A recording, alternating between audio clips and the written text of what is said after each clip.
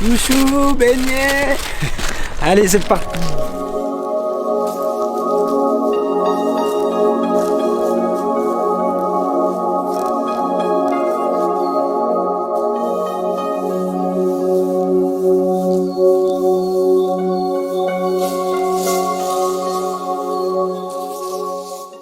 Hé Laura, j'ai ramené les croissants.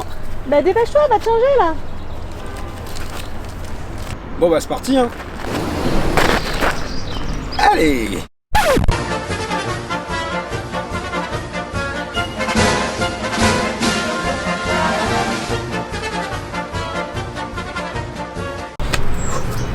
Et bah, salut les jeunes 4 dynamiques, c'est Ika, on est dans le Cap et aujourd'hui on va à la rencontre de Laura. Elle a travaillé 8 ans en tant qu'avocate d'affaires puis juriste pour devenir prof de yoga. Elle va nous raconter son histoire. Allez, c'est parti. Chien tête en bas. Relâche la tête, relâche les épaules, pousse les fessiers vers le ciel. Donc Laura, toi tu as été avocate, c'est ça? Donc après le bac, direct une fac de droit. Absolument, enfin pour être tout à fait honnête, j'ai fait une fac de pharmacie, mais ça n'a pas marché. Comme mes Nouveau parents. cap. Voilà, nouveau cap, Okay. ça a commencé tôt. Et ensuite j'ai fait droit pendant 5 ans, puis à peu près 2 ans d'école pour être avocate. D'accord. Et donc après tu as fait donc, 5 ans d'avocate d'affaires et après tu es devenue juriste. C'est ça, 5 ans avocat d'affaires et ensuite j'ai bifurqué 2 ans au Club Med et un petit peu plus d'1 an chez Wojo, ma dernière entreprise. Ok, très bien, d'accord. Alors juste, ça fait combien de temps que tu fais du yoga? Alors je fais du yoga depuis à peu près 5-6 ans, donc Ok. pratique personnelle, et je suis prof depuis 1 an et demi à peu près. Bon, est-ce que tu es prêt pour pratiquer un petit peu avec moi? Complètement. Ok. Tu vas ramener tes mains sur les genoux, tu peux fermer les yeux et juste essayer de ramener ton attention à l'intérieur de ton corps, sentir le bas du corps qui s'enracine sur le sol, sur la brique, et le haut du corps qui s'allonge vers le ciel. Alors du coup, moi j'aimerais bien qu'on revienne un peu ensemble sur ton parcours. Parce que moi je me souviens de toi au Club Med, parce qu'on a travaillé dans la même entreprise. Je me souviens des cours de yoga à midi avec Marine et les autres demoiselles du service développement. Et déjà, à l'époque, tu faisais déjà du yoga, mais tu étais déjà très expérimentée à cette époque-là ou tu commençais un peu? Alors j'étais un peu, je pense, au milieu de ma pratique, en termes en tout cas de durée, mais c'est vraiment à ce moment-là où j'ai commencé à en faire de plus en plus souvent, où c'est devenu presque indispensable pour moi. On avait un rythme de vie, on travaillait en tout cas sur des dossiers très prenants, assez stressants, même si c'était hyper intéressant. Et c'était vraiment mon refuge. Et c'est rigolo que tu évoques cette période parce que, alors c'était pas les cours entre midi et 2 au Club Med, mais à cette époque je prenais des cours le soir. Et un jour je sortais du Club Med et j'étais hyper stressée au bout du rouleau. Et j'arrive à mon cours de yoga, il y avait 50 personnes, ce n'était pas le Covid à l'époque. Franchement la salle était pourrie, bref. Et là je m'assois sur mon tapis, j'étais vraiment trop agacée. Tu m'as connue à l'époque, je pouvais être un peu sanguine. Et là je vois le prof en face de moi et il avait l'air tellement détendu. Et il avait l'air tellement, tellement bien et il nous a tout de suite, il a vu que les gens étaient un peu stressés et tout de suite il nous a envoyé ce message un peu de on va pas gâcher notre journée par rapport à ce qui s'est passé avant et voilà, et c'était le feel good un peu message et moi je me suis dit oh là mais moi je vais être payée pour faire ce que fait ce mec en fait, juste pour rendre les gens bien et j'ai fait ma reconversion bien après ça, mais je me rappelle de ce moment et ça a été peut-être finalement le premier déclic que j'ai eu de me dire en fait on n'est pas obligé de faire un truc qui nous rend mal et où on n'a pas l'impression finalement de faire du bien autour de nous, même si on en fait, surtout le Club Med pour le coup. Mais là vraiment le mec c'était direct en fait, il avait un impact direct sur les gens. Alors il n'avait pas changé leur vie, mais à ce moment-là, moi il a réussi à changer mon mood et je trouve ça incroyable quand même de faire ça avec son métier. Et là tu vas tendre les bras face à toi, tu vas venir croiser le coude droit sur le coude gauche. Tu plies les coudes, les mains vers le ciel. Je connais celle-là. Tu la connais? C'est quelle posture alors? Oui, il faut pas me donner mon nez. Ah, c'est la posture de l'aigle.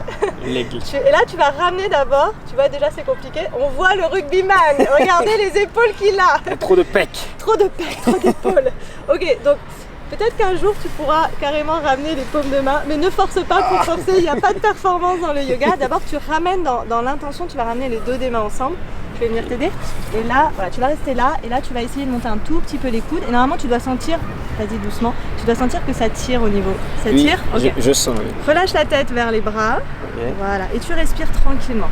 Et là, tu sens ici l'écart qui se crée entre les omoplates et tu essayes vraiment de relâcher les épaules. 3 respirations profondes.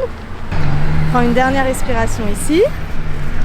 Et là, tu peux relâcher les bras, à nouveau venir t'envoler. L'aigle. Et relâcher. Ça va ? Ça va. Oui, je le rappelle, donc au Club Med, toi tu étais juriste d'entreprise, c'est ça ? Ouais. Et donc avant cela, chronologiquement, si on prend, donc tu as fait des études de droit, Ouais. et après tu as été avocate d'affaires ? Ouais, ensuite juriste, c'est ça. J'ai été avocate d'affaires pendant à peu près 5 ans, donc ça a été super dur dans des cabinets français, anglo-saxons à Paris, donc vraiment un rythme hyper soutenu. Vraiment, je n'aimais pas ce que je faisais. J'ai voulu changer complètement. Un peu par hasard, j'ai trouvé le poste au Club Med. J'ai adoré l'expérience. Bon, en plus, on travaillait avec une équipe hyper sympa. Il y avait des projets hyper enthousiasmants, mais ça restait quand même hyper stressant. Enfin, il y a un moment, ça m'oppressait un peu. J'ai eu une autre opportunité après le Club Med que j'ai saisie. Donc, toujours dans un poste de juriste en entreprise, toujours aussi intéressant, avec une entreprise qui était vraiment sur un produit qui avait du sens et qui avait du sens direct aussi pour les gens. Et malgré tout ça, j'avais ce sentiment que, je m'ennuyais. Pire que ça, en fait, j'avais l'impression que je perdais mon temps. Personnel, hein, c'était une appréciation personnelle. Et j'avais toujours ce yoga à côté et ça prenait de plus en plus de place dans ma vie. Et en fait, il y a un moment où je me suis dit, soit je continue comme ça dans ma routine qui était très confortable. Vraiment, je n'ai pas changé parce que je supportais pas mes boss, parce que je supportais pas ma boîte. J'avais un job finalement un peu de rêve. J'aurais pas trouvé beaucoup mieux ailleurs, dans ce métier en tout cas. Et j'étais quand même frustrée, blasée, agacée. Et là, je me suis dit, ok, donc soit tu restes comme ça toute ta vie, tu seras dans ton confort, mais tu seras toujours un petit peu frustrée ou mal dans ta peau et dans ton quotidien. Soit tu tentes le coup et, voilà, et tu dépasses un peu ta peur, parce que j'ai eu vachement peur de me lancer. Le yoga, personne m'attendait là-dedans. Et finalement, j'ai pas du tout regretté.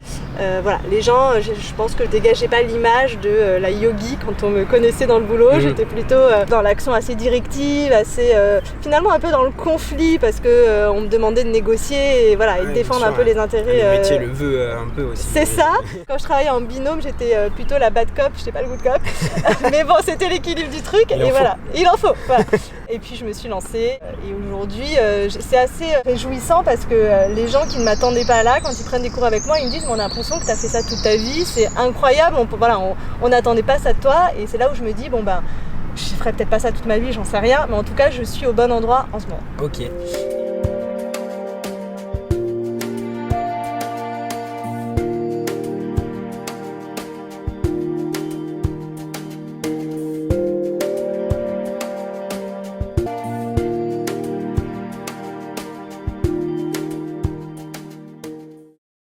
Et alors moi, la grande question que je me pose, et j'imagine que beaucoup se la posent aussi, la pression sociale que tu as pu avoir quand ce déclic est arrivé et que tu es parti, quoi. Genre, est-ce que les gens autour, tu as pu subir, je sais pas, des moqueries ou de l'incompréhension dans ton entourage ? Alors pas du tout. J'ai eu cette chance, c'est peut-être dû à mon âge. Je pense que c'est un peu, je sais pas si c'est le mal de notre génération, mais en tout cas la tendance de ma génération, je sais que je suis un petit peu plus âgée que toi, de changer de métier en ce moment et de sortir un peu de ces métiers traditionnels qui nous ont nourris, qui nous ont permis aussi de faire ce changement de manière un peu plus sereine. Donc mon entourage proche, en tout cas amical, non. Il y a des gens qui ont été surpris, mais de manière générale, soit les gens étaient agréablement surpris, soit les gens étaient même curieux, avaient un peu envie de s'inspirer de ça pour faire leur propre changement. Après, pour mes parents par exemple, je pense que ça a été un peu plus difficile pour eux de concevoir ça. Voilà, ils m'ont payé des études, ils ont investi sur mon avenir. Ils ont des métiers assez traditionnels. Déjà, ils savent pas ce que c'est le yoga. Vraiment, pendant un moment, je pense qu'ils pensaient que j'étais en vacances, quoi, et que j'attendais que ça passe. Et puis, je pense qu'ils ont vu que déjà, ils savent que j'ai la tête sur les épaules. Et voilà, ils me suivent un peu sur les réseaux. Ils ont confiance en moi. Et maintenant, ils acceptent en tout cas ce que je fais. Et puis, ils sont fiers au final de ce que j'ai été capable d'entreprendre sans leur demander d'aide, juste par ma propre volonté et ma détermination. Ça ? Non, dans l'autre sens, allongé vers le ciel. Voilà. Et si ça craque dans tous les sens, c'est normal. C'est bon signe. D'accord. Le bras bien vers le ciel, c'est incroyable. Et là, tu essayes de décambrer un peu le bas du dos. Donc pour décambrer le bas du dos, tu presses les fessiers dans la brique. Voilà. Et tu respires. Ta tête pousse le bras comme ça vers le ciel. On monte bien le coude ici. Ouais, tu vas beaucoup plus loin de ce côté. Et là, tu respires. Tu relâches là. Tu essayes de décambrer toujours le bas du dos. Voilà. Et on respire tranquillement. On va relâcher les mains, tu tends ce bras vers le ciel et tu ouvres les bras. Ça va là au niveau des jambes? Est-ce que tu sens que tu t'es déjà un petit peu assoupli au niveau des jambes? Ouais, ça va un peu mieux. Ouais. Je sens ma cheville maintenant. Ok, cool. Bon, maintenant qu'on a vu que tu étais bien souple, on va voir si tu es bien fort. Ok. Allez, lève-toi. L'évidence. Ah ouais, non. Ah non, doucement. Ah non, on va croire que le yoga c'est... Vas-y, doucement. Ah ouais, la cheville elle a pris cher. T'as mal? Ouais. Mais c'est ma cheville droite, je sais pas, elle vrille un peu en ce moment. Tu m'avais pas parlé de ta cheville. Et la question qui fâche, est-ce que ça fait de la moula le yoga ou pas? Alors, si vous envisagez une reconversion pour être riche, non. Après, il y a des gens qui arrivent à vraiment bien gagner leur vie. Moi, honnêtement, aujourd'hui, je gagne pas encore ma vie uniquement grâce au yoga. Après, j'ai pas choisi d'exercer ça de manière traditionnelle, même s'il n'y a pas vraiment de règles dans le yoga aujourd'hui. Mais je pense que si j'étais dans une dynamique un peu de cours en studio, cours à domicile, cours en entreprise et un petit peu de yoga en ligne, je pourrais réussir en tout cas à gagner ma vie. Riche, certainement pas, mais gagner ma vie normalement. Là, aujourd'hui, j'ai un projet personnel qui m'amène en fait finalement à faire uniquement du yoga en ligne. Et donc ça prend un peu plus de temps parce que je suis pas la seule, parce que il faut se faire connaître, etc. Ah, on connaît ça. Voilà. Liker, partager. Exactement. Et finalement, je me retrouve à faire peut-être moins de yoga que ce que j'avais pu imaginer. Ouais. Je suis beaucoup, sûrement comme toi, beaucoup sur la stratégie marketing digitale au final, les réseaux sociaux, se faire connaître. Je suis en train de faire un truc qui pour moi était complètement inconcevable il y a un an, c'est me nicher pour qu'on me trouve plus facilement sur internet. Mais en fait, ce qui est assez incroyable, peut-être que toi tu as le même ressenti, c'est que je vis mon chemin, mon chemin de yoga, donc ça c'est super, mais j'apprends aussi un milliard d'autres choses. Ouais, bien sûr. Et donc au final, cette expérience, elle est enrichissante pour moi à ce niveau-là aussi, c'est-à-dire que je ne sais pas si je pourrai en vivre sur du long terme, mais c'est pas grave parce que j'ai appris des choses que je vais pouvoir utiliser peut-être pour encore autre chose, et ça suffit pour l'instant à me nourrir.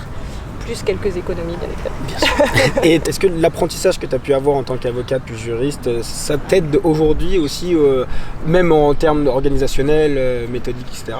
Alors c'est surtout là-dessus parce que heureusement, vu que j'ai fait le changement, je ne fais plus de contrat. Par contre, du coup je suis quelqu'un d'hyper pragmatique, assez organisé.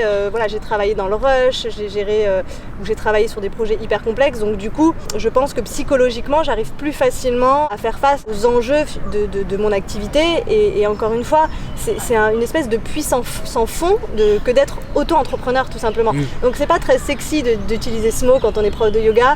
Encore une fois, on s'imaginait faire des ohms, voilà, méditer toute la journée. On le fait, mais si on a envie en tout cas d'en vivre, surtout si on le fait en ligne, on est un petit peu obligé de se mettre dans cette dynamique un peu projet où il faut être à la fois vendeur, marketeur, faire l'administratif, voilà, etc. Donc ça m'aide sous cet angle-là. Ok.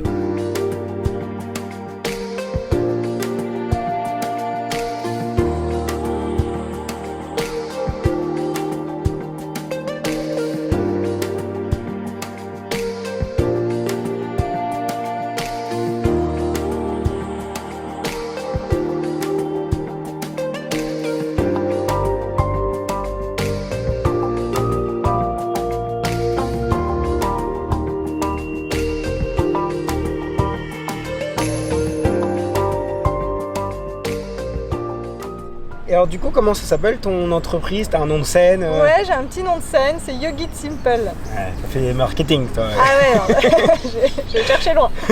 Ok, et alors quelle est la suite pour Yogit Simple?